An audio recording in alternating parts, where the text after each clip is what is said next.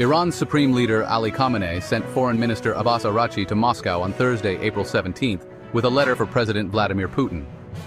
The goal was to update the Kremlin on nuclear talks with the U.S., which has threatened military action against Iran. U.S. President Donald Trump has repeatedly warned Iran of bombing and expanding tariffs to countries buying Iranian oil if no agreement is reached on its nuclear program. The U.S. has also deployed more warplanes to the region. Last weekend, Iran and the Trump administration held talks in Oman, which both sides called positive. Before a second round of talks in Rome this weekend, Araghchi said Iran's right to enrich uranium is non-negotiable.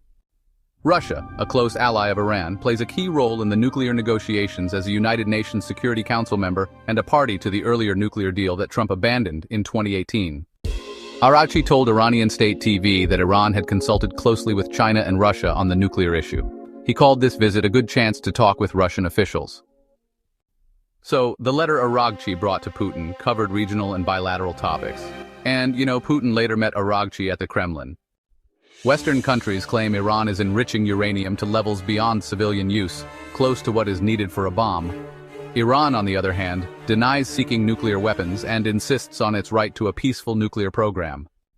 Moscow has bought weapons from Iran for the Ukraine war, and signed a 20-year strategic partnership earlier this year, though it lacks a mutual defense clause. The two were allies in Syria until their partner Bashar al-Assad was ousted in December. Putin has maintained good relations with Khamenei, as both face opposition from the West. However, Russia wants to avoid sparking a Middle East nuclear arms race.